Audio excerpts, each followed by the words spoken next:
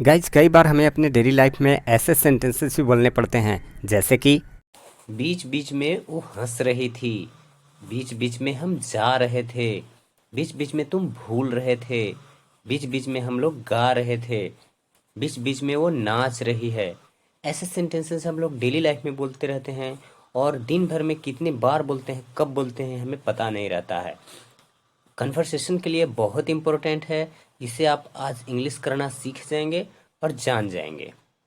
ऐसे सेंटेंसेस को बनाने के लिए एक खास स्ट्रक्चर का यूज़ किया जाता है। तो आइए उस स्ट्रक्चर को देखते हैं। स्ट्रक्चर में सबसे पहले इन बिटवीन देन सेंटेंस लिखा जाता है, या फिर आप बदल के भी लिख सकते हैं। पहले सेंटेंस लिख दीजिए और लास्ट में इन बिटवीन लिख दीजिए। आप दोनों में से किसी को यूज कर सकते हैं, जो आपको मर्जी हो या जो आपको अच्छा लगे वो आप यूज कर सकते हैं, नो डाउट। अब आइए कुछ एग्जाम्पल्स लेते हैं और इन्हें और अच्छे से समझते हैं। पहला सेंटेंस है बीच बीच में वो हंस रही थी। इंग्लिश में बोलेंगे in between she was laughing. आप इसे बदल के भी बोल सकते हैं, she was laughing in between. Next sentence है बीच बीच में वो गाली दे रही है। इंग्लिश में बोलेंगे in between she is abusing. चूंकि प्रेजेंट कंटिन्यूअस का है इसलिए इज का हुआ है यूज, और अगर पास्ट का रहेगा तो वाज या वर में से किसी एक का यूज करना है। नेक्स्ट है बीच बीच में वो गा रही है। इंग्लिश में बोलेंगे in between she is singing. In between she is singing, बीच बीच में वो गा रही है। नेक्स्ट देखिए, बीच बीच में हम लोग जा रहे थे।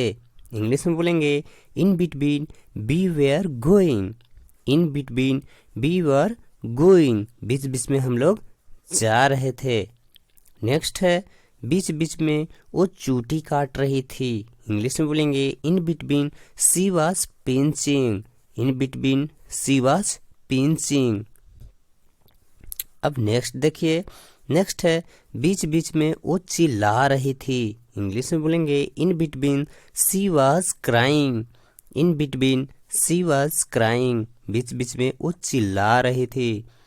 नेक्स्ट है बीच बीच में सालू खांस रही थी। इंग्लिश में बोलेंगे in between Shalu was coughing. In between Shalu was coughing, बीच बीच में सालू खांस रही थी। गाइज हर बार की तरह एक क्वेश्चन आप सबके लिए, देखते हैं आप में से कितने लोग इसका सही सही जवाब कमेंट करते हैं। आज का क्यूज है बीच बीच में पम्मी रो रही थी। इसकी इंग्लिश आपको कमेंट सेक्शन में कमेंट करके बतानी है। आपके कमेंट का हम इंतजार करेंगे। Guys, if you like this video, then like, comment and share with needed one. If you have any doubt and question, then you can also comment in the comment section. Thanks for watching. See you in next video.